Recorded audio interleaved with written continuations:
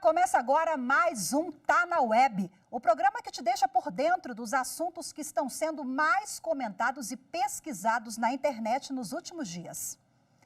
Hoje vamos falar sobre o lipedema, esse assunto que ocupou os trends do Google. Frequentemente ele é confundido com a obesidade. O lipedema ganhou status de doença em 2022. Ela é caracterizada pelo acúmulo anormal de gordura em regiões específicas do corpo, como pernas, braços e coxas.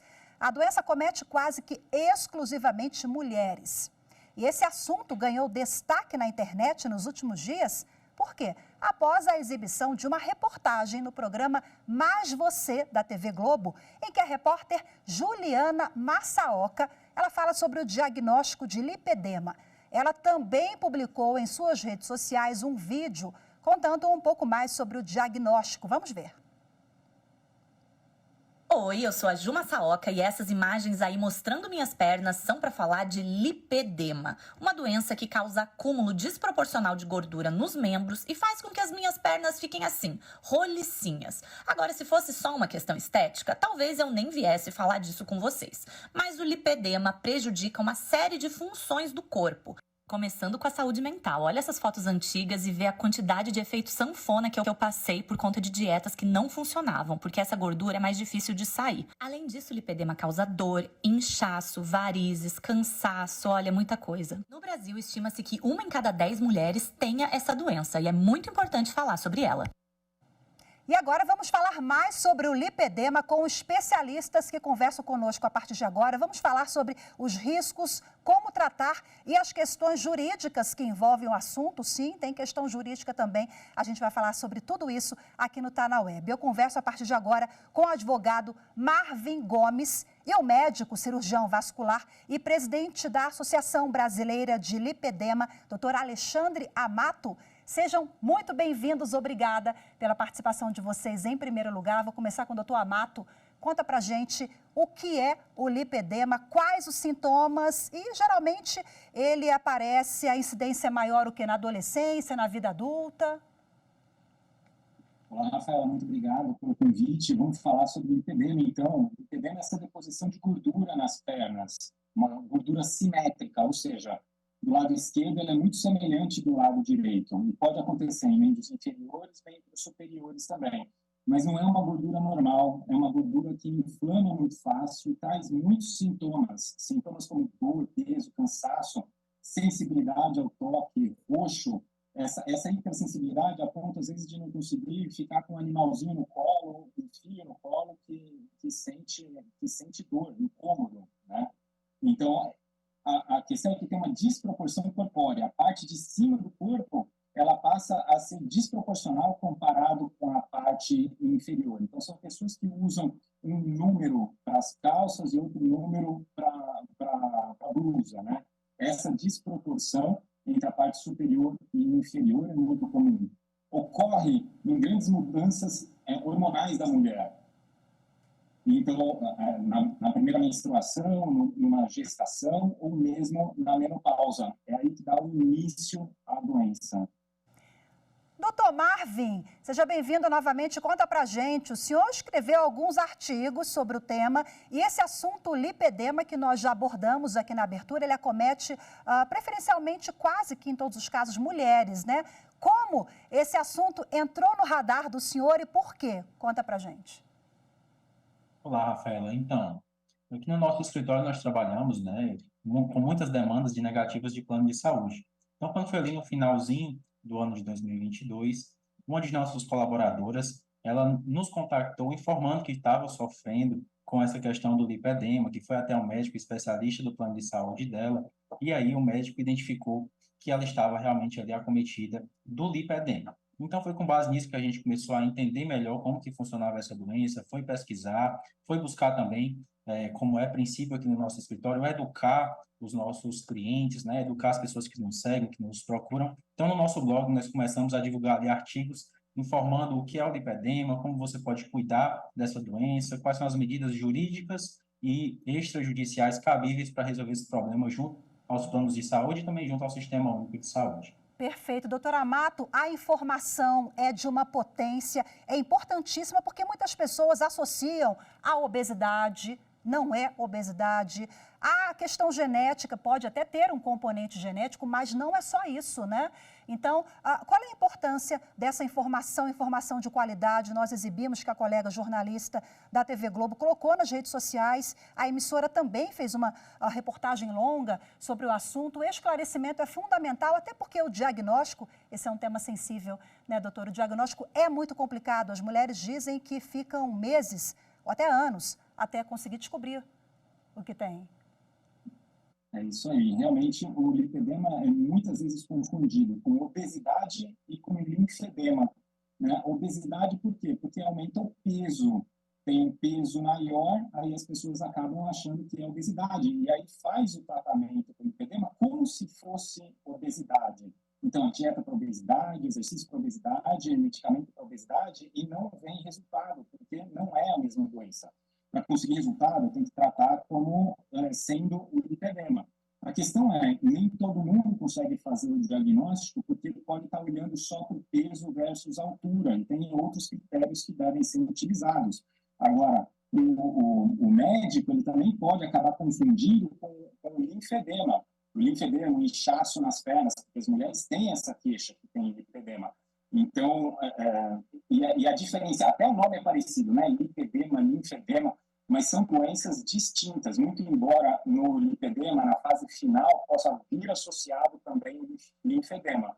Agora, uma coisa muito importante para se falar é que não é porque tem o lipedema que não tem obesidade, pode ter obesidade também associada, e muitas vezes a história da mulher é essa, ela passa a vida com o lipedema, tentando perder peso, volume nas pernas, tentando diminuir esse incômodo nas pernas e não consegue. Aí um dia ela desencana e fala, olha, agora eu não vou fazer mais exercício, eu vou comer o que eu quero também, porque nada dá certo para mim. E aí vem a obesidade em cima do lipedema, e o problema é maior ainda. São dois problemas para serem tratados. Provoca essa inflamação na gordura, porque as mulheres sentem dores, né, doutor? Essa é uma diferença muito grande entre obesidade e lipedema. Obesidade não dói, lipedema dói. Muito embora tenha um ou outro caso que lipedema não tenha dor, a grande maioria, 90%, vão ter dor. Perfeito. Doutor Marvin, um tema sensível agora, a negativa dos planos de saúde, né? Tivemos até um julgado recente do Superior Tribunal de Justiça, mas a gente sabe que, infelizmente, essa é uma realidade ainda, sobretudo aos pacientes com o lipedema. Em alguns casos, depois o doutor Amato até faz uma colocação, se achar necessário, a lipoaspiração ela pode ser indicada. E a paciente procura o SUS ou o plano de saúde, se depara com a negativa. Essa é uma realidade, doutor Marvin, e como a sua colaboradora do escritório, ela conseguiu via administrativa ali ou precisou judicializar? Excelente, Rafaela. Então, a lipoaspiração, ela realmente é uma das melhores formas, inclusive, ela atualmente se torna praticamente que a única via de resolução do problema de forma definitiva, mas, claro, antes de fazer uma lipoaspiração, é necessário que se passe por tratamentos anteriores, né, uma drenagem linfática, uma mudança na alimentação, e daí o tratamento do lipedema ele ser realmente multidisciplinar. No caso dela, da nossa colaboradora, nós buscamos ali a resolução do problema de forma extrajudicial, então conversando com o SAC, conversando com a ouvidoria do plano de saúde dela, nós conseguimos ali a concessão do tratamento dela para posteriormente ela fazer a realização da lipoaspiração. E aí o grande problema que ocorre é que o Sistema Único de Saúde, o SUS, como também os planos de saúde, consideram ainda que essa é uma doença, um tratamento de meramente estético. Então, eles colocam muita dificuldade, informam alto custo, informam a questão estética para não conceder ali o tratamento definitivo do lipedema. Isso é um grande problema, por quê? Porque, como o doutor bem falou, muitas mulheres se queixam ao longo de vários anos, o diagnóstico é muito difícil. E para que essa pessoa, para que essa mulher ela consiga o tratamento dela ser coberto pelo plano de saúde, ela precisa de um diagnóstico definitivo por um médico especialista na área, pode ser um médico aí que seja especialista do plano de saúde ou não, pode ou não ser conveniado. Daí ser realmente interessante que essa mulher faça todo esse acompanhamento multidisciplinar e procure o plano de saúde para conversar, para apresentar o problema dela. Lembrando que o plano de saúde ele Opa, travou um pouquinho. Vamos passar para o doutor Amato, enquanto a gente resolve esse problema operacional aqui da internet do Marvin. Doutor Amato, explica para a gente quais são os tratamentos. A gente citou aqui a lipoaspiração, eu acho que é uma estratégia, né? Tem outras? Tem algum remédio para melhorar? Rafaela, o problema é o seguinte: 12,3% das mulheres têm lipedema. Isso dá 12 milhões de mulheres no Brasil. Imagina se a única a possibilidade de tratamento fosse a cirurgia. A gente tinha que operar 12,3 milhões, 12 milhões de mulheres. É muita gente. Então, a cirurgia ela é um recurso de exceção para aquela que, fazendo o tratamento conservador, fazendo o tratamento clínico, não teve êxito no tratamento. Infelizmente, tem muita gente colocando na cabeça, e aí por isso que a divulgação do assunto é muito importante, que fez o diagnóstico de lipedema tem que operar. E não tem, a grande maioria não precisa, é possível atingir a melhora de qualidade de vida, a melhora de sintomas, dor, inchaço, tudo sem a cirurgia. Agora, a cirurgia entra, sim, num momento em que se esgotou as possibilidades de tratamento conservador, e aí a cirurgia entra como algo a mais, como um recurso a mais. Infelizmente, quando as mulheres veem que existe a possibilidade cirúrgica e tem aí a parte mental associada, com uma ansiedade muito grande, eu quero resolver para ontem o problema. Para resolver para ontem, é só a cirurgia que seria capaz de fazer isso. Né? Mas o correto seria, vamos iniciar o tratamento clínico conservador, da maneira correta, para aí sim ver se vai ter ou não benefício. Doutor Alexandre Amato, só para a gente amarrar aqui rapidinho e finalizar, hábitos de vida saudáveis também tem que estar no radar dessa paciente, né? Sim, é essencial. O lipedema, ele piora com qualquer coisa que inflama. Entre eles, o hábito de vida inflamatório, que pode estar dentro da alimentação, exercício errado, estresse, tudo isso acaba desencadeando a inflamação crônica no nosso corpo e piorando o lipedema. Então, a gente tem sim que buscar hábitos de vida saudáveis. E aí, todo mundo já sabe, já ouviu falar, né? Hidratação, exercício físico dentro da moderada intensidade, e acertar aí, fugir dos ultraprocessados, né? Fugir dos alimentos pró-inflamatórios, tudo isso ajuda. Perfeito. A gente estava batendo um papo aqui, você que nos acompanha no programa percebeu ali uma tela, né, que ficou preta num determinado momento, porque o programa ao vivo, o doutor Marvin teve o problema com a conexão, já restabelecemos. Agora eu passo a palavra para suas considerações finais, doutor Marvin Gomes, que tem todo um trabalho de conscientização também, o jurídico aliado a direitos, garantias e a saúde também dessa mulher, né? Suas considerações finais sobre o lipedema. Então, a recomendação que nós deixamos, né, aqui no escritório, é que todas as mulheres que sofrem com esse problema procurem o seu plano de saúde, procurem a ajuda de um médico especialista, ele é a pessoa correta para indicar qual tratamento vai ser adequado ao seu caso, e aí converse com o seu plano de saúde para mostrar esse receituário médico, o tratamento que será utilizado, e com base nisso buscar os seus melhores direitos, quer seja na via extrajudicial, quer seja na via judicial, no caso aí de haver a negativa do plano de saúde.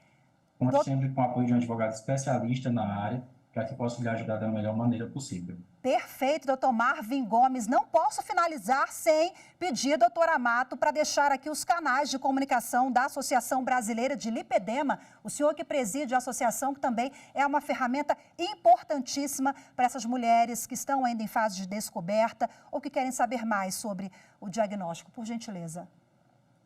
A Associação Brasileira de Lipedema está no site www.lipedema.org.br. org.br é sem fins lucrativos.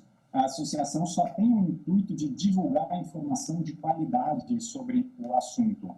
Porque realmente tem muita gente falando e tem muita gente falando besteira e besteira perigosa também.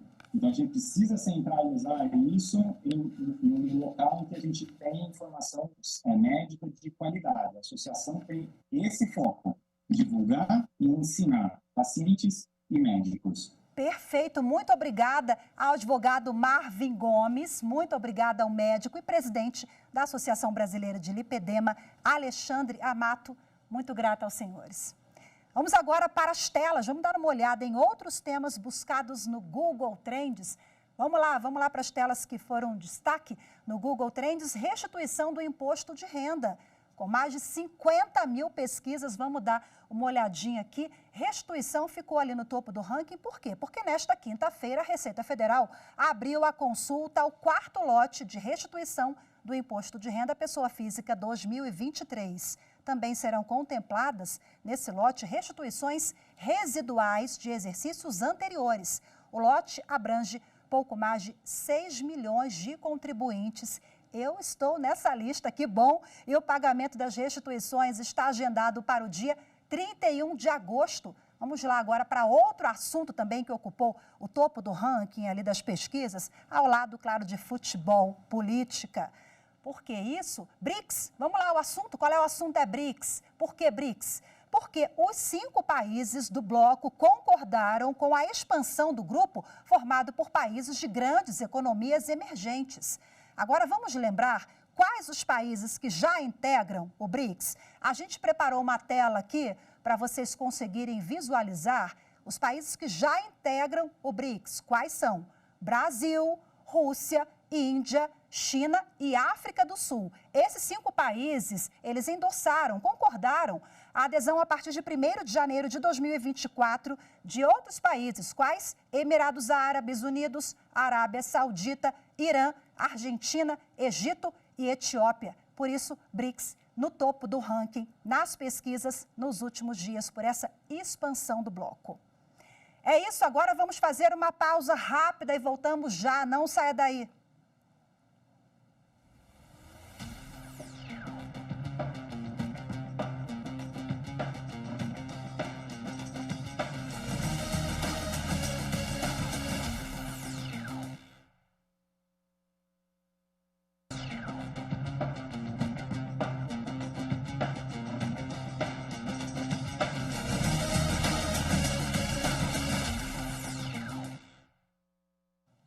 Tá na Web está de volta para esclarecer um tema de interesse público que andou confundindo muitos motoristas por aí. Vamos ver.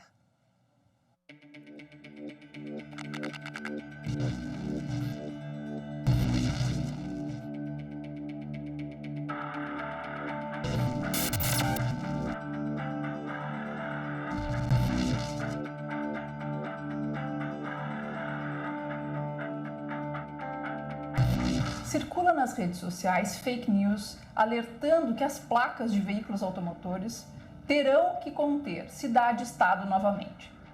Essa informação não procede, pois se trata tão somente de um projeto de lei em tramitação no Senado Federal, protocolado recentemente, em junho de 2023, que visa esse retorno dessa informação justamente para auxiliar, na segurança pública.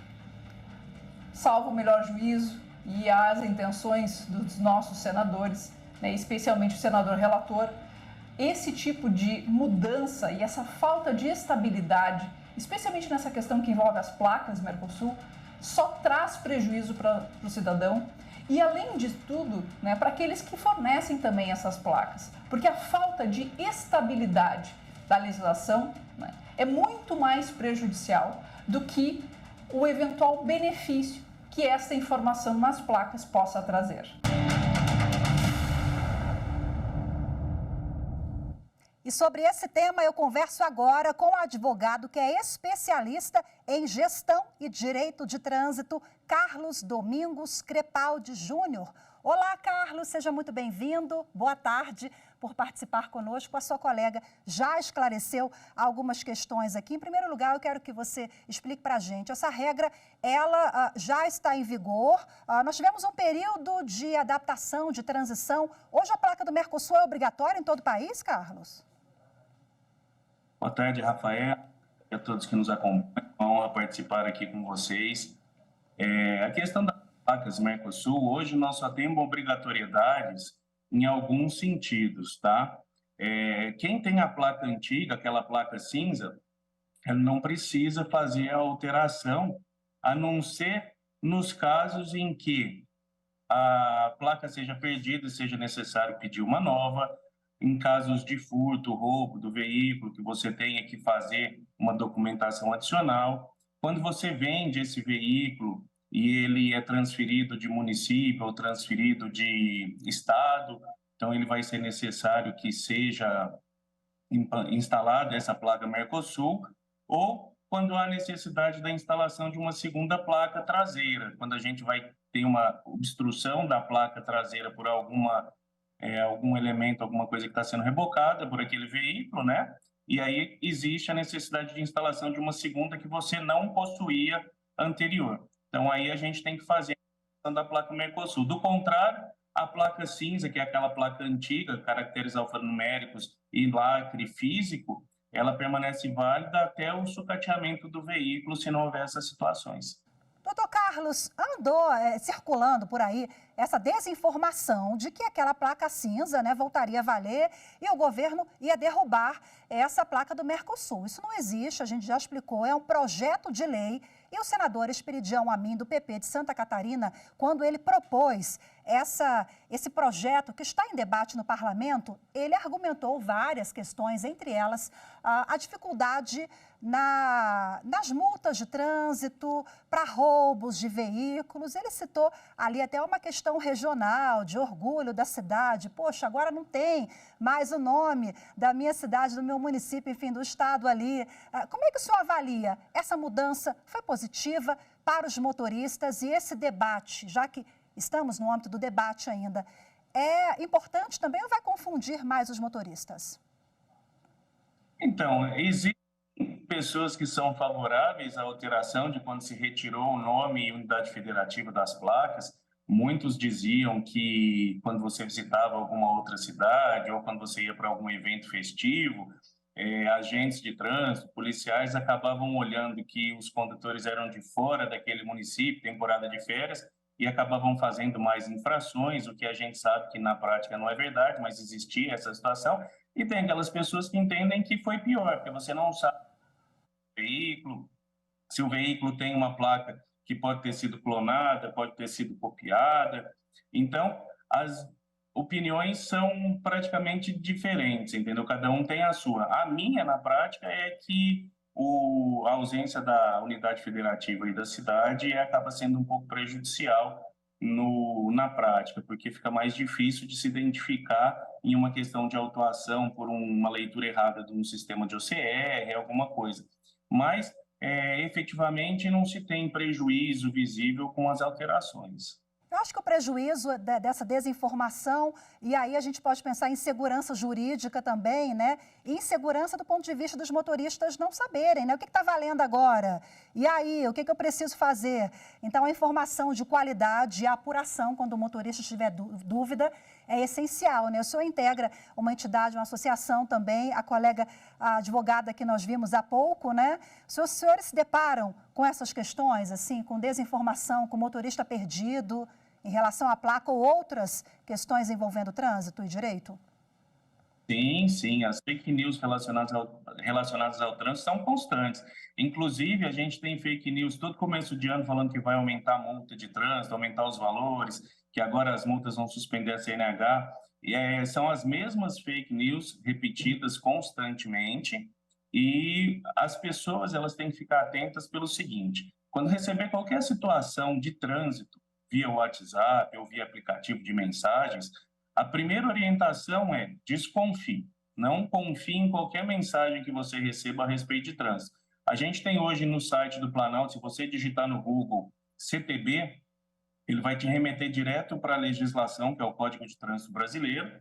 E aí, se a gente não conseguir achar ali a informação que a gente está procurando, o mais correto é que se verifique no portal do Detran da sua unidade federativa. Os endereços são padrões. Então, você vai colocar lá www.detran.unidade federativa, por exemplo, SP, São Paulo, .gov.br.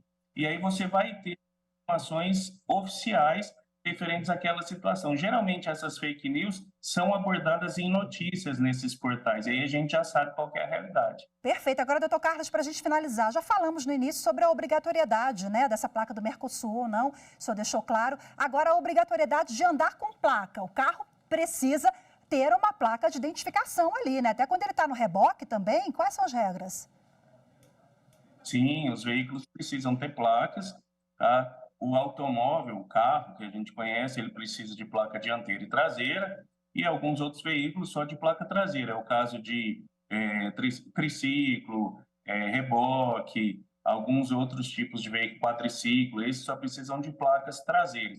Mas todo veículo que circula em via pública no território nacional precisa de placa de identificação. E aí é importante a gente já mencionar que essas placas de identificação, sejam elas as do padrão antigo, sejam do padrão Mercosul, elas têm que sempre ter condição de legibilidade e visibilidade, tá? Se a gente tiver qualquer prejuízo nessa situação, a gente tem infração de trânsito. Perfeito, já ia perguntar para o senhor aqui, não está legível, não tem placa, leva multa e a multa gravíssima, aquela mais cara? Multa gravíssima, a medida administrativa de remoção do veículo, existe ainda no Código de Trânsito por conta de a gente pode chamar de erro legislativo, a penalidade de apreensão, só que essa penalidade foi removida do Código já por uma outra lei, só que não alteraram no capítulo das infrações essa situação. Mas existe hoje na prática a questão da remoção, que é a medida administrativa, ela geralmente é afastada. Que existe no artigo 271, parágrafo 9º, a questão de que se o veículo cometer essa infração de estar sem placa ou de estar com placa ilegível, sem visibilidade, mas ele for abordado, tiver essa situação, o agente ele sabe que essa situação não traz um risco para o trânsito. O veículo sem placas tem risco outras pessoas. Então, ele vai liberar esse veículo e vai fixar um prazo não superior a 15 dias para que esse veículo sane essa irregularidade. Ou seja, está sem placa, tem 15 dias para colocar aquela placa ali e retornar lá onde ele foi autuado, onde ele foi multado, né, no jargão popular, para provar que ele regularizou a situação.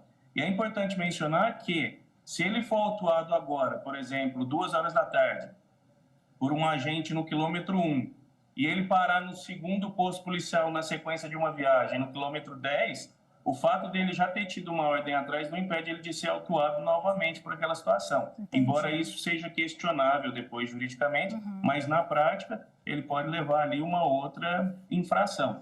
Tá? Perfeito, doutor Carlos Domingos Crepaldi Júnior, muito obrigada, viu, pela participação, pelas orientações todas conosco. Muito obrigada e até a próxima. Eu que agradeço, sempre uma honra participar. Obrigado. Obrigada. Bom, agora a gente vai para as redes sociais, lembrando a você que nos acompanha que a gente fica por aqui na TV, mas se você quiser rever o programa pelas redes sociais, é só seguir a gente, procurar o Tá na Web. Nós estamos no @Rádio TV Justiça, estamos no Instagram, Twitter, YouTube, Spotify. Muito obrigada pela sua companhia. Para rever o programa, nós estamos na TV Justiça em vários horários alternativos, viu? A gente se encontra ao longo da programação. Tchau, tchau.